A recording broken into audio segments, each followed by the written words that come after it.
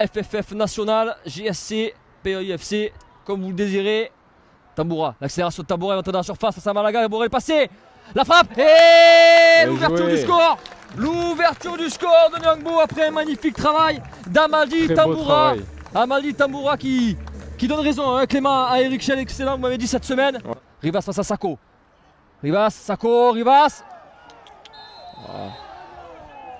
Signalé le carton. Oh, c'est rouge. Oh, c'est rouge. Amadi Tamboura. Il est passé sur un côté, je crois. Il laissait Niangbo seul, Amiri, mauvais contrôle. Boupanza, l'égalisation. L'égalisation ici à la Martine, on la sentait venir, Clément. Et l'égalisation d'Aaron Salem, Boupanza, l'homme le plus dangereux dans cette partie. Ce qui se passe du côté du hashtag national FFF, mais on va revenir tout de suite au terrain parce que là Mayoula est parti tout seul, le petit ballon, ça va passer juste à côté du poteau, c'est presque venu le lécher, presque l'effleurer.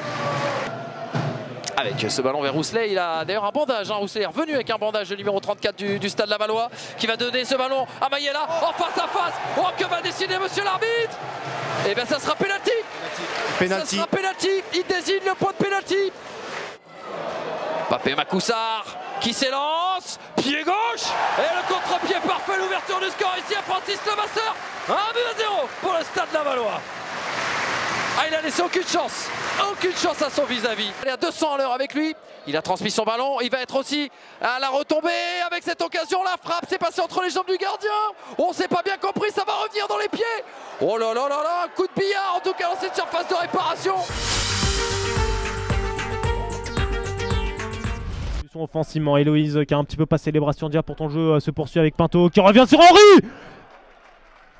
Et que dire de cette détente surtout de Michael Salamon. Très bel arrêt du gardien de l'Entente, il fallait enfin le voir briller. Oh, c'est encore très long au second poteau. Et Kevin Farhad pour lancer le contre. Pas de hors-jeu pour Ouedraogo, il est parti derrière la ligne médiane. C'est la balle du match qui n'est pas convertie. Et Farhad dans un second plan et qui va la mettre. Troisième ballon de Kevin Farhad. Et ça fait 1-0. L'an dernier dans le temps additionnel, c'est Chambly qui marquait.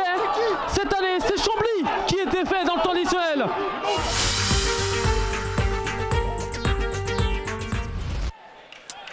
Payan qui a effectué cette touche rapidement. Ah, il a un petit peu de marge devant devant lui, Soukouna. Bon ballon, un centre pour Rabillard. Et le premier but. But inscrit par Antoine Rabillard. Après 13 minutes de jeu, eh bien on sentait Béziers légèrement dominateur. Ça s'est concrétisé par cette tête de Rabillard qui a pu surprendre le gardien Enzo Basilio.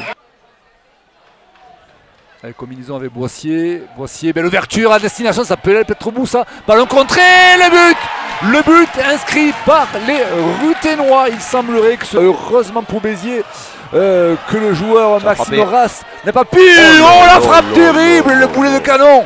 Qui arrive à effacer un défenseur. Voilà, ça belle du avec Sissoko, ça va de nouveau côté droit qui va pouvoir frapper, va pouvoir centrer. Oh là, sur le poteau. Ouh là là.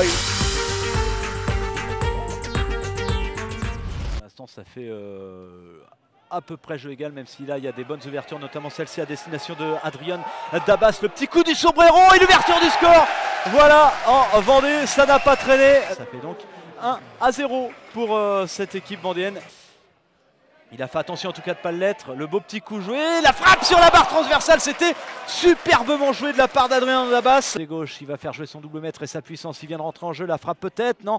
On va servir dans la surface de réparation. La frappe derrière et l'égalisation.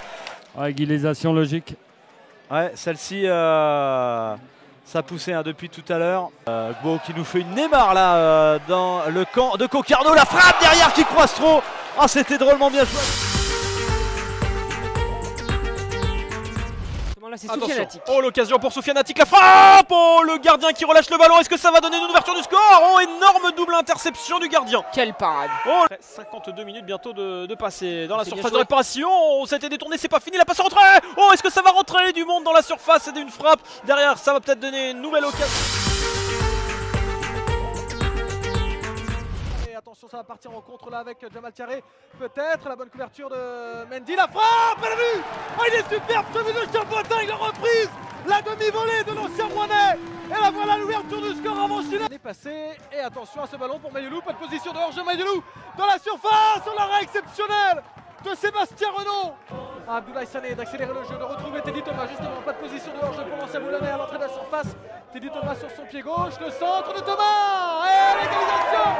L'égalisation du Red Star. Là, on s'est bien dégagé, mais ça revient dans les pieds tout de même de Loïc Lapoussin dans la surface de réparation. Lapoussin face à Luzinga qui parvient à centrer. Le deuxième but, il est signé Abdoulaye Sané, il est sublime. Cette reprise sur ce centre de Lapoussin. Le ballon qui navigue dans la surface. Luzinga la frappe contrée encore. Et cette fois, ça passe juste à côté. Avec Petrilly pour Abdoulaye Sané, peut-être l'occasion du 3-1 pour Abdoulaye Sané face à Anthony Bob. Et là voilà le troisième but du Red Star. Le doublé d'Abdoulaye Sané.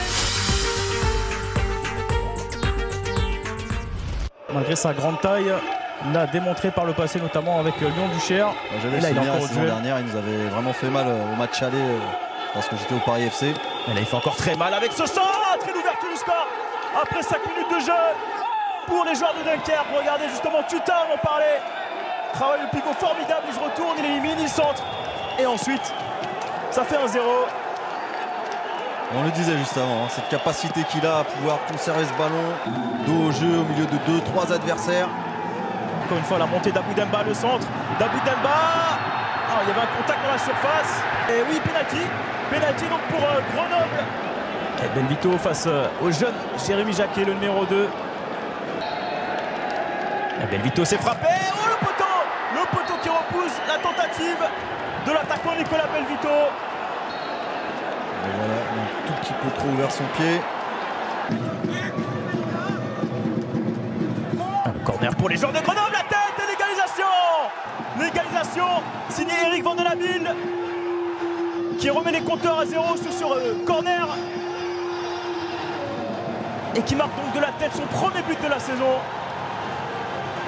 Le vétéran, 36 ans, avec Florian David. David qui voit Bengriba, une des premières montées du latéral gauche, le centre. Et attention à Tchatcha qui manque de communication, le but. Le manque de communication entre le latéral gauche et son gardien de but. Et cela profite à l'attaquant Florent Sotoka qui marque son premier but de la saison. Et Grenoble qui renverse le match en marquant un deuxième but après 55 minutes. Et c'est terminé, victoire donc de Grenoble, 2-1 au forceps. Grenoble qui était mené 1-0 à la pause et qui a su renverser la vapeur.